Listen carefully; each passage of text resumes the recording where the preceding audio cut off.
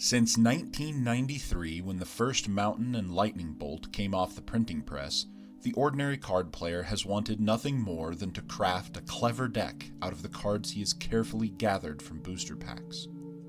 Over the years, that ordinary card player has been beset on all sides in every TCG ever printed by game designs that discourage creative, constructed deck building.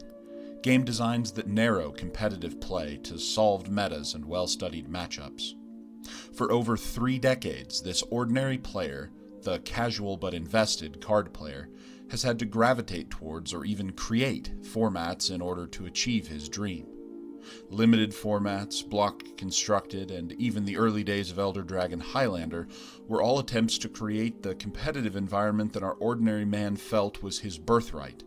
To play the cards he enjoyed playing, and to play to win, both, simultaneously and without compromise.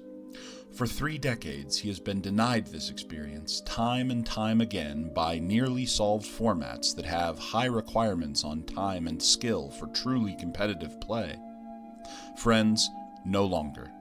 Sorcery Contested Realm achieves this dream in a truly radical way, running in the face of conventional game design wisdom.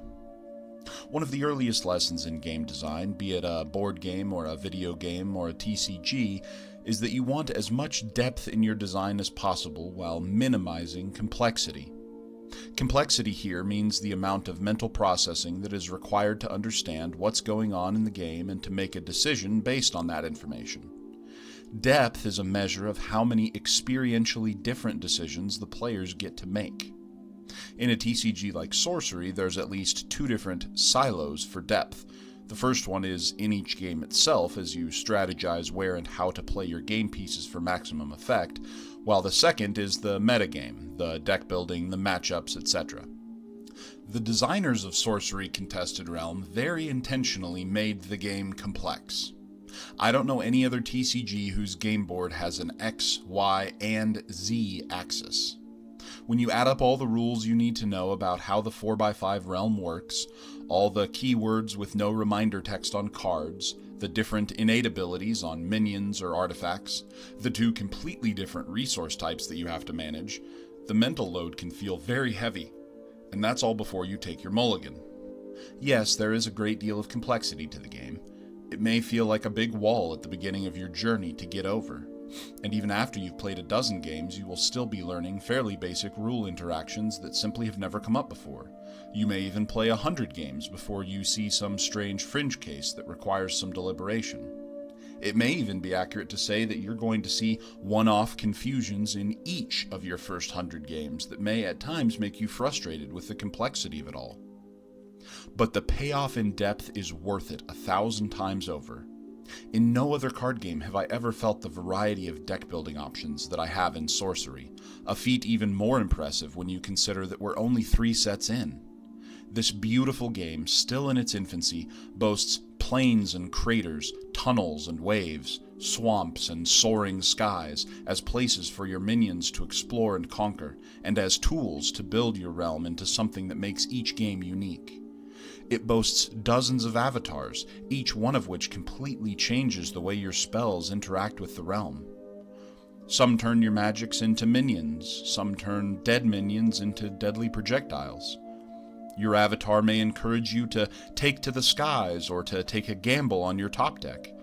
They may have you charging at your opponent in memory of Leroy Jenkins, or they may have you skulking in the shadows waiting for your chance to strike. It may even be that the whole realm can be flooded and every carefully laid plan has to be remade from square one. If you're the ordinary card player, if you like to play constructed formats to win but not have to run net decks and study matchups to do it, if you like experiencing firsthand the feedback loop of playing and improving your deck, of fine-tuning it to do exactly what you want it to do and then seeing that pay off, then friend, I want you to know that Sorcery Contested Realm has the depth and quality that you're looking for. Thanks to this incredible depth, each game of Sorcery plays out wildly different from the last. The variety of choices in deck building create exponentially more unique gameplay experiences than you'd have in other games. In Sorcery Contested Realm, our ordinary card player finally has what he has always wanted, A game where a creative homebrew can be competitive. A game where his inner Spike, Timmy, and Johnny are not at odds with each other, but are each working together to create something greater than the sum of their parts. Through this ingenious use of complexity, Sorcery Contested Realm has achieved gameplay so richly varied that it can't be quantified and analyzed to the level that other games can. The complexity creates something like a shield or a cover for creativity to hide underneath, safe from over-optimization.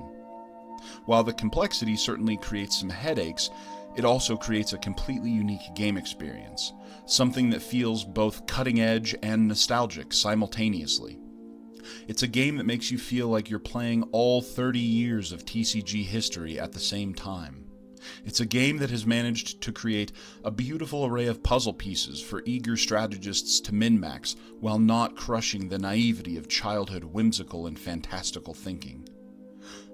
Sorcery is a game that has achieved everything I never knew I wanted in a card game, and I couldn't be happier to struggle with its complexity, to be a part of its story.